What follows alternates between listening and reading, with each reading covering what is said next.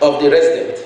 Former Governor of Niger State, Dr. Babangida Aliyu, and the Sultan of Sokoto, Muhammadu Sa'ad Abubakar III, who was represented by the Emir of Wase, admonished Nigerians to cultivate the principles of Dr. Nnamdi Azikiwe, who fought for the dignity and unity of the country, regardless of his place of birth. One is the foremost Nigerian, foremost politician, the best that Nigeria had produced.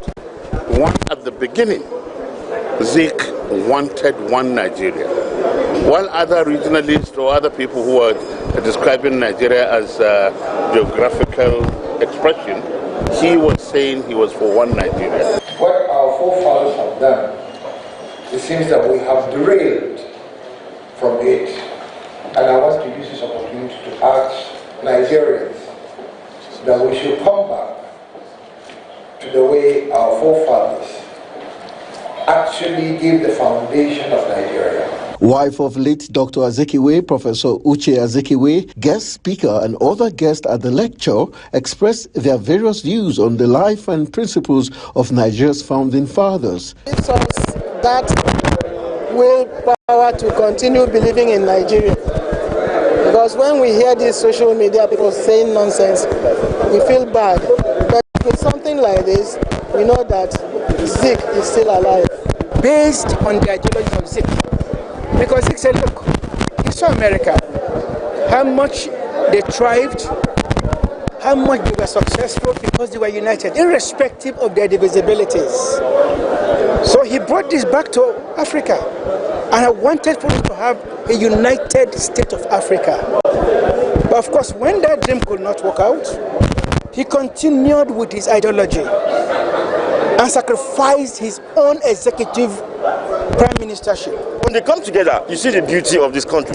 Highlight of the event emphasized on the importance of imbibing the values of patriotism and other enviable attributes exhibited by Nigeria's founding fathers, which the speakers unanimously agreed is a guarantee route to successful nation building. Anthony Momodu, Global Television News. The Independent National Electoral Commission has declared Dawda Lawal of the People Democratic Party winner of the election. The All Progressive Congress governorship candidate Bello Matawalle had challenged the outcome of the March 18th governorship election at the tribunal, but his petition was dismissed for lack in merit. Delivering the judgment on Thursday, the Court of Appeal declared the election as inconclusive and ordered INEC to hold a fresh elections in 2 local governments. The court also held that the INEC result viewing portal cannot be used for collation of result as done by the tribunal, adding that the IEREV is meant to view results. The appeal court further held that the tribunal failed to properly evaluate the evidence brought before it and that the appellants have placed credible evidence before the tribunal. In response to recent deportation of Nigerian citizens upon arrival in Saudi Arabia, the Embassy of Saudi Arabia in Abuja has issued a clarifying statement. The embassy said passengers denied entry and subsequently deported did not meet the kingdom's entry requirements and regulation. They had submitted incorrect information to obtain visas for categories that did not apply to them, which was discovered upon their arrival. It also emphasized the importance of adhering to the procedures and laws governing entering into the Saudi Arabia for all visitors. Additionally, it urged passengers to thoroughly review all documents and ensure they comply with the entry requirements before departing for the kingdom. The chairman, Senate Committee on Women Affairs, Ireti Kigwe, had advocated for the inclusion of more women in the recruitment for security agencies. Kigwe, who spoke on Thursday in Abuja at a 2-day strategic sensitization workshop with senior officers of defense and security agencies and relevant committees of the National Assembly, said such inclusion would show the gender sensitivity of the country. In her remarks, Kigwe called on the promotion of diversity and inclusivity within the security forces for gender responsiveness. The National Security Advisor, Nuhu Ribadu, has appealed to the Nigerians to be patient as President Tinubu's led administration tackles security challenges confronting the country. He said though he was not condemning anyone, The reality was that the present administration inherited tough times, adding that what the country needs is the cooperation of all to ensure the federal government eliminates all form of insecurity in the country. Rabado said this while speaking on the security situation in the country during the ongoing 19th Annual Nigerian Editor Conference in Uyo on Thursday with the theme Stimulating Economic Growth, Technological Advancement, Role of Media. He said that there had been a lot of improvement in the security situations of the nation, stressing that all hands must be on deck to surmount insecurity challenges. The Niger State Commander of the Nigerian Police has a new Commissioner of Police. The new helpsman of the command, CP Chuwulu Mamman, is the 37th Commissioner of Police, Niger State Command, having taken over from AIG Ugundili Ayodiji, who was recently promoted and redeployed as AIG Zone 7 Abuja. The spokesman of the Niger State Command, Wasiu Abiodun, made this known on Thursday in a statement in which he said the CP hails from the Lupo-Takum area of Dunga local government area in Taraba State. He was enlisted and appointed a cadet assistant superintendent of police on May 18, 1992. He attended the Ahmadu Bello University Zaria between 1985 and 1988, where he earned a Bachelor of Laws degree with honor. The Citizen Advocacy Group of Mental Health Nigeria, in a press conference on mental health integration into universal health coverage, has called on the National Health Insurance Authority, NHIA, to include mental health in its guidelines, ensuring that Nigerians have access to affordable and quality mental care. Here's the report. It's very important for government to look into this critically, as much as we worry about other physical health issues. The Mandate Health Empowerment Initiative recognizes the importance of mental health in the broader context of overall well-being. The founder, Mandate Health Initiative, Zion Ame Abba, stated that the World Health Organization, WHO, estimates that more than 60 million Nigerians suffered from various mental illness and that only about 10% of them are able to access appropriate care. Mental health is a crucial aspect of human well-being that affects millions of Nigerians. Yet it is often neglected and stigmatized in our society.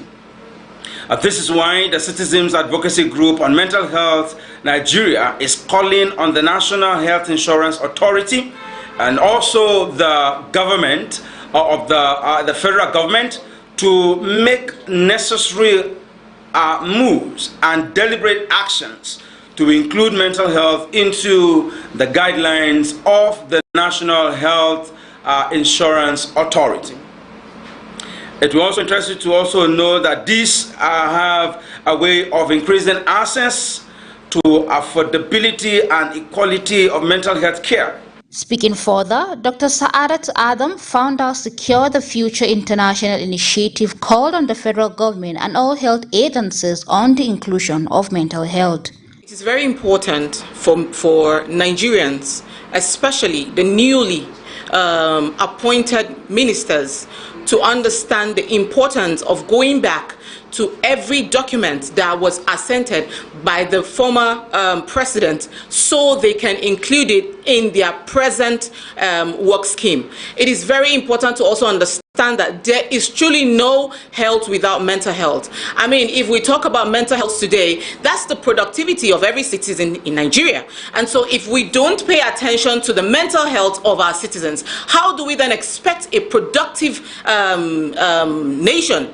We are talking about political issues every day. We talk about insecurity every day. We talk about lack of productivity every day. We need to inculcate mental health in everything that we do. So mental health in the National Health Insurance Authority guidelines is a necessary and urgent step to improve the well-being and welfare of the Nigerian people.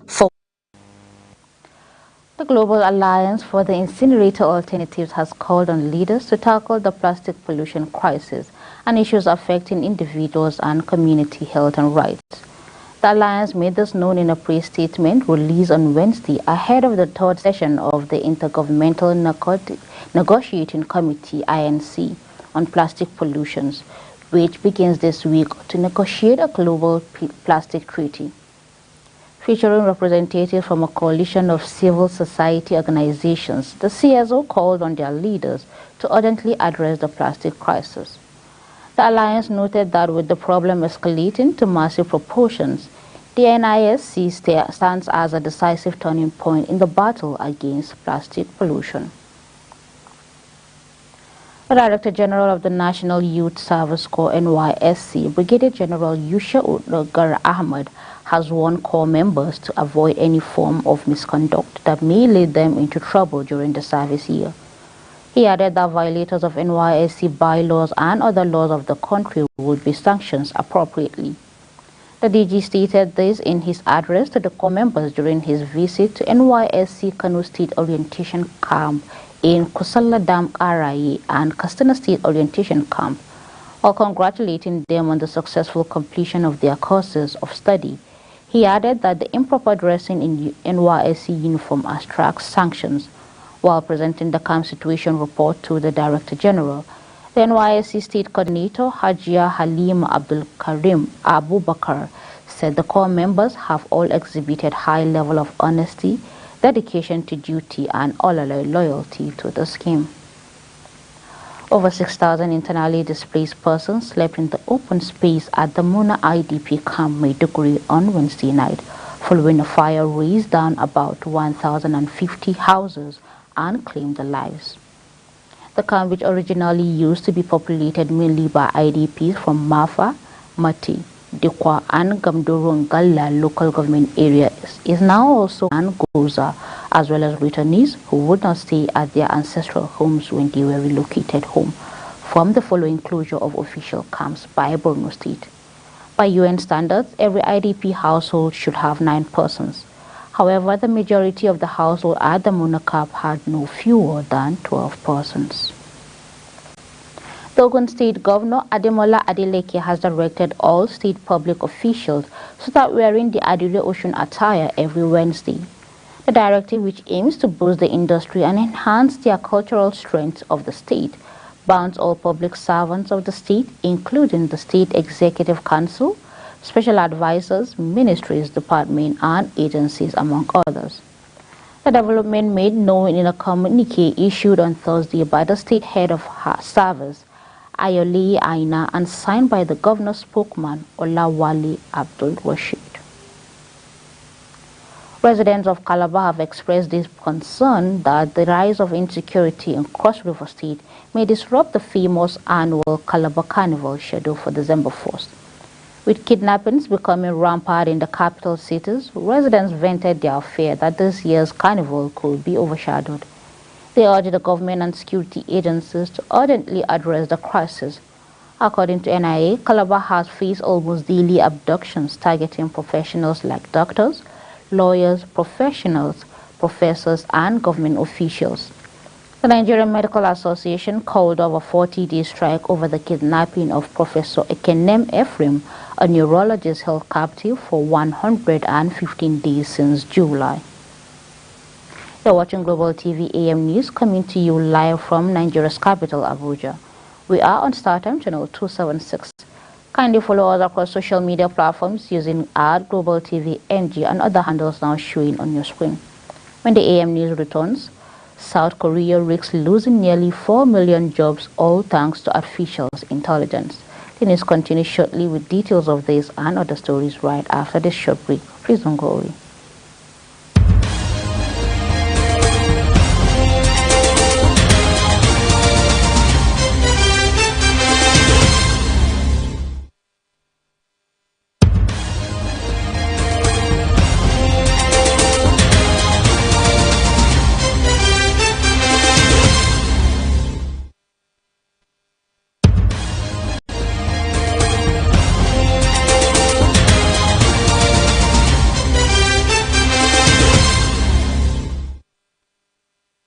Welcome back to Global Television, bringing you live broadcasts of the AM News from Nigeria's capital, Abuja.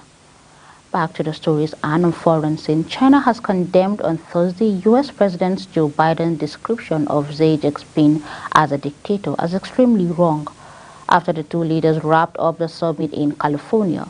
Foreign Ministry spokesman Mo Ning says the speech is extremely wrong and irresponsible politically manipulation. Biden and Xi agreed at their fourth summit in the year on Wednesday to restore military communications between the two countries. They also agreed, among other things, that China would crack down on the production of ingredients for the fentanyl responsible for a deadly epidemic of opium abuse in the United States. But speaking after his meeting with Xi on Wednesday, Biden told journalists he still considers the Chinese president a dictator. He had sparked fury from Beijing by making the comparison earlier this year. Armenian Prime Minister Nikol Pashinyan on Thursday defended Yerevan's decision to increase military spending next year, saying he was still committed to normalization talks with the Armenian foe Azerbaijan. Baku and Yerevan have locked in a decade-long territorial conflict over Azerbaijan's Armenian population region of Nagorno-Karabakh, which Baku reclaimed in September of the Lightning Offensive. Addressing lawmakers in Yerevan, Pashinyan said his government's planned increase in defense spending by some 7% next year isn't a preparation for war, but rather a preparation for peace. He also said that Yerevan's politicals will sign in coming months a peace agreement with Azerbaijan remains unwavering.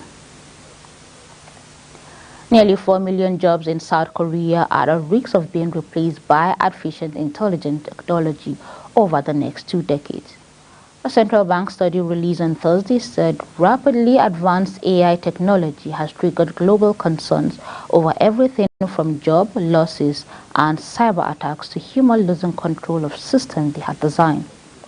A new study by the Bank of Korea said some 3.9 million jobs in South Korea were at risk as the AI adoption grows domestically, with doctors, lawyers, accountants, and chemists among the most threatened professions. High-income workers with high academic background face bigger exposure to AI and have greater risks of being replaced, the study said. The Bank of Korea reportedly noted that while AI technology is a threat to existing jobs, it also creates new employment opportunities, including for engineers who develop and maintain AI systems, as well as a related startup. That's it on Global TV AM News, and it came to you live from the nation's capital, Abuja. We are on StarTime channel 276. Kindly follow us on all social media platforms using @GlobalTVNG and other handles now showing on your screen. On behalf of the production team, I am Fauziya Lukman, thanking you so very much for watching.